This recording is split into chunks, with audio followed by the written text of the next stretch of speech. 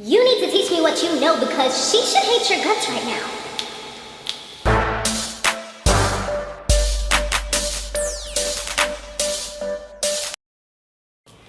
Hey y'all, what's up? What's going on? We are back for another episode of Power. Super quick, well, it's not gonna be super quick, but it's gonna be a recap. All right, so before I get into that, I've seen that we had a lot of comments from last week, so I wanted to give a few shout outs. Maybe we can get to like 3 of them. First off, we're gonna start off with Mr. Begid 1152. And he said, to answer your question some more, Ghost and Angela, they left on a good note on the season finale last year. The last scene had them in bed together. Yeah, you're right about that. It totally slipped my mind, and now you kind of like refreshed me. That's why I love these comments, because they help me to kind of like remember some stuff I might be forgetting, or sometimes I leave stuff out, even though I have pretty good notes. You know, sometimes it happens, y'all. All right, let's see who else had made a comment. Amaria Brown said first. Okay, boo, you was first, and you really was first. And Jasmine Robinson said, what's up, Samore? Hopefully, I'm not the only one who wants Holly to die and for Angela to go to prison. Have a good day and love your channel. Thanks so much. All right. So, oh, one more. This one was a good one. Lojo J said, love you, girl. Not your normal speed, but I know as the season goes on, you will pick up. All love. JPA is the name of Ghost Company, entailing all 3 clubs, truth, verbatim, and I guess they will reveal number 3. Thank you. That was a key. All right, some more. You missed saying the main thing when he called Tommie, this is Ghost. Again, all with love. Yes, you hit the nail on the head. You're so right. That's one of the main reasons why I was like, is he trying to slowly get back into the game? It kind of seems, it seems like he's about to be headed down that path. Like, you know, the if I can't beat them, join them type of thing. I think that that's where it's headed. Like, he's really trying to fight it, but I don't know if he's going to be strong enough to not get back into the game, because you know how it is, y'all. It's crazy. So it starts off with Jamie and Angela. They were pretty much like just laying in the bed, butt-ass naked. And he was like looking into space. It just kind of seems like he's thinking real hard, because you know he found out all these stuff in the last episode, like Lobos is actually alive. Does Lobos know that he was the one that attempted to kill him? You know, it's so many things that are going on in his head right now. So he's just like sitting up, kind of like thinking about it all. And then she kind of was trying to talk to him, like she looked over and he pretended he was asleep. You know, sometimes you just don't want to be bothered when you're like in the zone.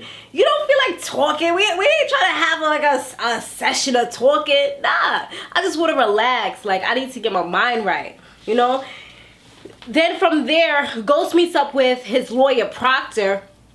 And I'm not going literally like in order, and I'm not going to probably say everything, but whatever you guys feel that's really important, you can definitely put down below. So yeah, he meets up with Proctor, and he wants him to get a message out to Lobos and to find out where he is, because now he knows he's alive. He just doesn't know, because you remember he's under the protection of Angela and Mike.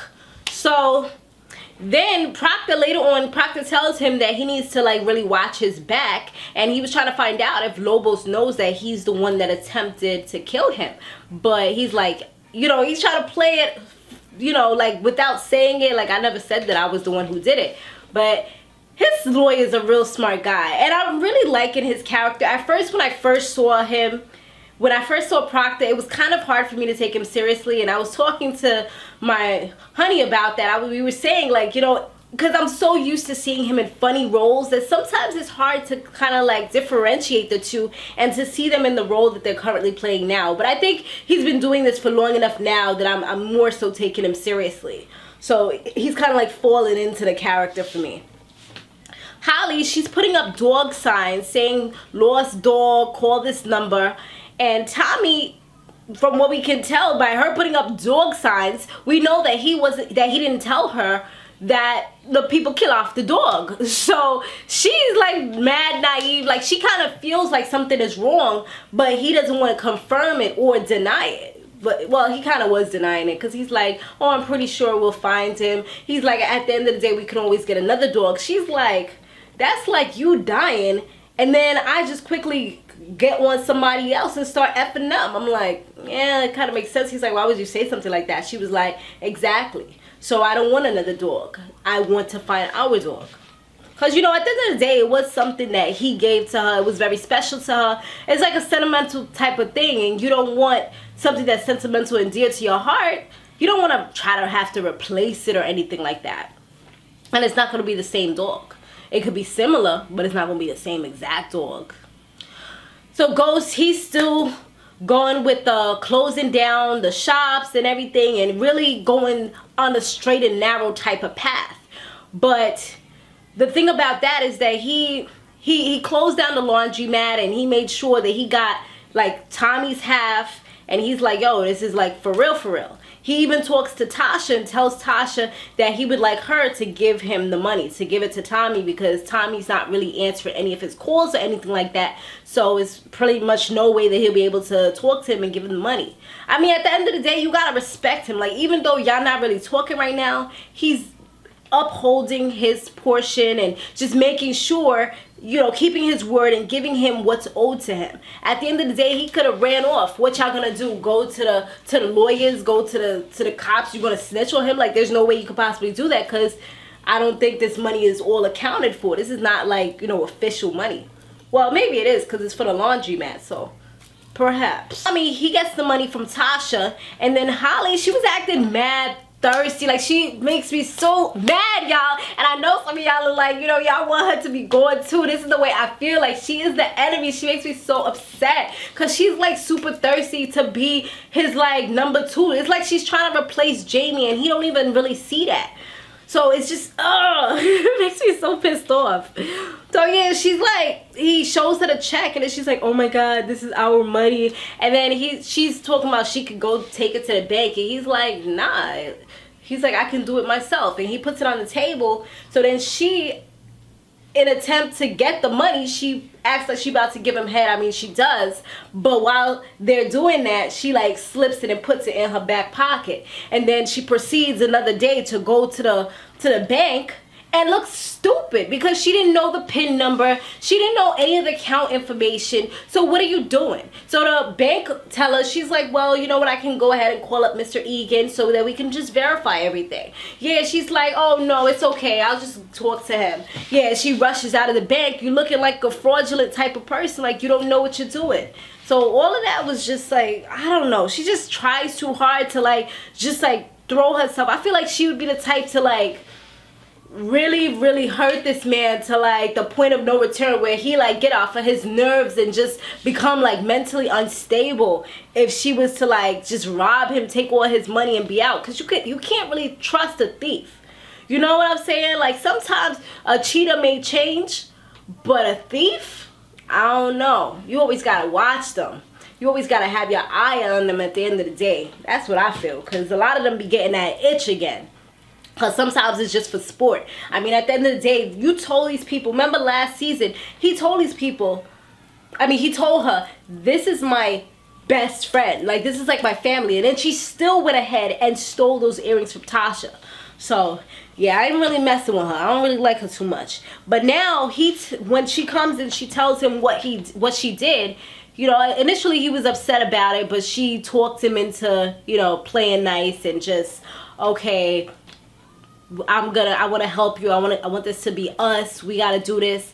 And she's looking at the tax papers. She's like, how did you do this anyway? And he was like, oh, it's Tasha's the one who did all of this, because Tasha's real smart. She actually almost was an accountant, but she ended up getting with Jamie, and she didn't finish, but she almost had a degree. So, you know, it kind of shows how she kind of like, I guess, stopped what she was doing, stopped her dreams in order to support him, and she felt like the money was always going to keep on coming in. But now is the time that she's starting to have issues. It's like, I feel like she probably regrets some of the decisions that she made back in the days, because it's like now it's kind of biting her in the back. Like, she doesn't really have a degree to fall back on. She has to like pretty much start from scratch, you know? So now Andre, he asks Ghost about the card, you know, that playing card type of thing. I don't remember if it was a playing card or a tarot card, but it was a card with some blood splattered all over it. It was nasty. So he asked him about it, and initially Ghost is just like, what was you doing looking through my stuff? And he's like, actually, I was trying to get a tie. But he was like, seeing those types of cards, that means that you're in trouble and we're in trouble. And he was like, yo, do you need me to help you with anything? Like, yo, this dude be ready, yo. He be ready to get back into the streets. Like, I feel like he needs a lot more refining.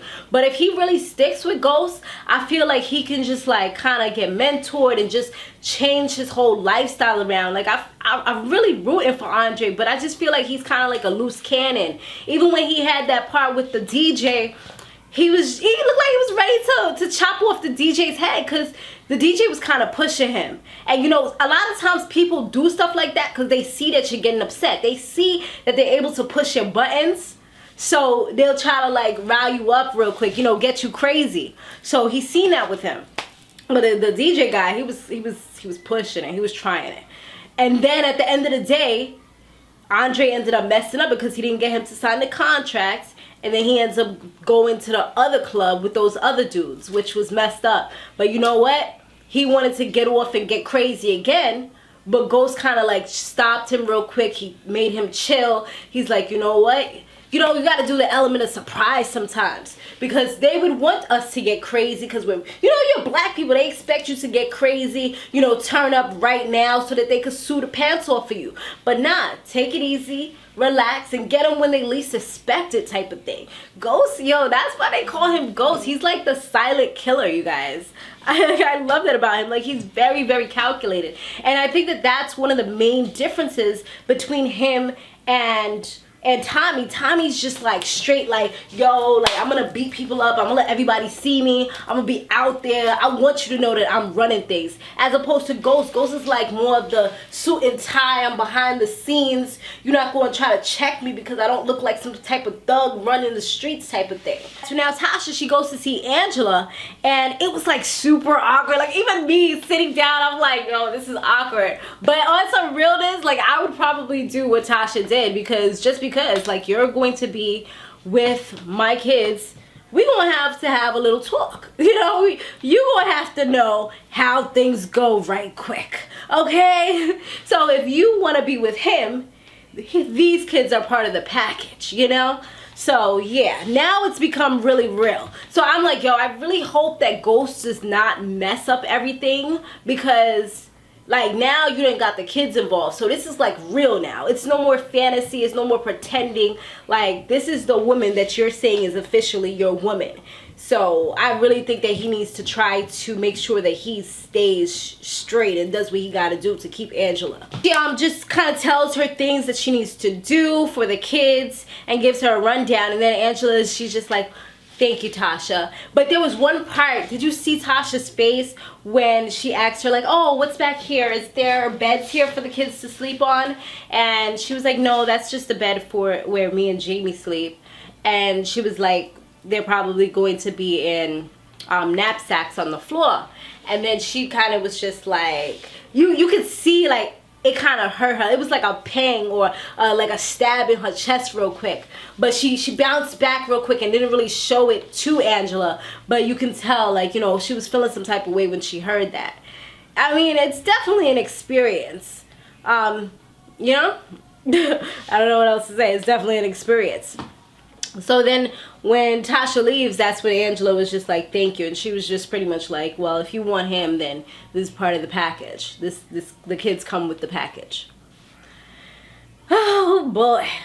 So the kids come over, and Angela, she looked like she was like a little bit shocked because they were supposed to come a little bit later, but I guess they came earlier. She wanted to talk to him at first, but they didn't even get to have that talk because they were all like doing the family thing, but it was still kind of weird because they're just meeting her for the first time. So it was really like awkward again, you know? And they were asking her, there was one time when Tyreek had asked if she had met with like, how did they meet? And then they said high school, and then they're like, oh, before mom, like, you know, but they try to like change the subject real quick so that the awkwardness could just kind of like vanish real quick.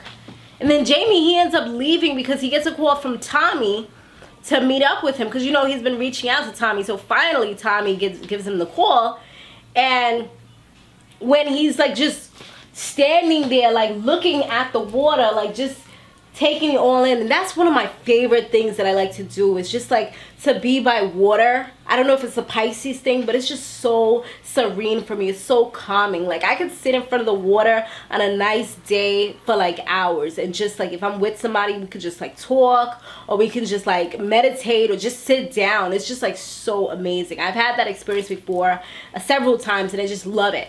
So yeah, he's just sitting there, just kind of taking in the air. And meanwhile, in the back of him, homeboy, his brother, is there putting on a silencer, getting ready to shoot him in the back. Like literally getting ready to shoot him in the back. So I'm just like, oh my God, don't do it. I'm sitting there watching the screen. I'm like, yo, don't do it, don't do it, don't do it. No, no, no, no, no. Come on, come on. Come on, you can't do this. But luckily, he didn't do it. He was like shaking, you know, because at the end of the day, y'all been through so much. But this is like a crazy situation, because it's like, it's either him or me type of thing. It's almost like he's sacrificing himself if he don't kill Ghost. Or he could try to team up together and they could try to really take down Lobos. That would be another thing that they probably going to end up doing later on, which I'm hoping they're going to. So yeah, he's just like shaking and everything. But then he just couldn't do it. He just was like, he backed up, couldn't do it. And he ends up texting him like, oh, something came up, I couldn't make it. So then Jamie goes about his business and gets back on his way to him and Angela's house. At Angela's house, Tyreek he said he wanted to go to the restroom. He's looking all over the place, going through her stuff, goes up into the closet and takes down her gun. And he's like literally like looking at it. And I'm like, but they didn't really show what happened. So I was hoping like one of two things, like either he doesn't take it, or maybe he could end up like, you know, hurting himself. So I'm just like, please don't let any of these things happen. And the crazy part about it is that with kids now in the house, this is definitely a learning experience that she doesn't know anything about. You have to make sure these things are secure. Like they have to be locked away where these kids will not be able to find it. I mean, he looks like a pretty older kid, but you know, it's crazy. He's still curious, and it's still something that's new to him. So they didn't, like I said, they didn't really show what happened with that. So I'm really curious to see if they're gonna kind of pick up with that and say if he took it or something like that. But when he comes home, Angela, she's laying down in the bed, but she looks like she's like, I think she was crying, or she was like real sad, and she just got like all these things running through her head right now. The reason why is because she just had received a text message from, what's the guy's name? From Saks. He's one of the cops that's on the case, who's going hard, and you can see Mike is getting pissed off about how hard Saks is going to try to beat this case. But he texted and let her know that he pretty much had went to the jail, and he was getting so close to finding out who stabbed Lobos and why they did it, who like hired them, because he found the tattoo and he knew that this guy was an inmate in jail. What happens? The guy gets stabbed up, murdered, right in prison. Nobody knows who did it. Which, of course, it was a setup. I'm thinking that Mike is the one who pretty much had everything to do with this. So now they'll never know who was the person who got Lobos stabbed up or attempted murder. So now, of course, her first initial thought is most likely that Jamie had something to do with it, because how you leave at the same time that something crazy like this goes down, it's just not adding up. And then she probably feels like she's used too, because you left your kids with me, and she don't even know them like that. So that was kind of weird, you know? So yeah, they definitely are. I would think that they would definitely have a talk on the next episode. So Tommie Lee, I was gonna say Tommie, and finally, and it is mushed up together, y'all. Tommie, he tells Holly about the whole dog and that they're in trouble, and he effed up. He went out to go do what he had to do, and he couldn't do it. And then she got it all in, and she looks at him and she's like, I know you can do it. Like, she's like believing in him. It seemed like she was giving an Oscar speech. I know that you can do it. If not for yourself, then do it for me. All we need is us, baby. You know, like, she's really like giving an epic speech right now because she just wants to get this dude eliminated. She been wanted to get him eliminated, and she also wants to get Tasha, like I said, to be a part of their team, but then just kind of push her and throw her away to the side once they use her and get the knowledge that they need. So while they're talking and she's coaching him, getting him back, because he's such an emotional person, like, and I feel like it's easy to manipulate him. So he's pumped up again. He's starting to get his confidence back. He feels like he can do it, if not for himself, then to do it for her. So he's ready. And then there goes a knocking on the door. So he's like, who is that? She's like, I know I told you I would tell you everything, but I had to do this. Like, she just goes and does whatever she wants and then just kind of tells him after. And I feel like she doesn't really respect him or their relationship. Like, she thinks that she's the one running the ship. So all of a sudden, who's at the door? Lo and behold, it's Tasha. So she went ahead with the plan to make sure she find out all about these tax stuff so that he don't get audited or in trouble with the IRS or whatever. So yeah, they about to do it, y'all. It's crazy. Let me know what y'all think about this episode down below. What was your favorite episode? If I missed anything, I want to know down below. Thanks for watching, guys. Stay fabulous, live free, and soar limitless. I'll see you in the next one. Later.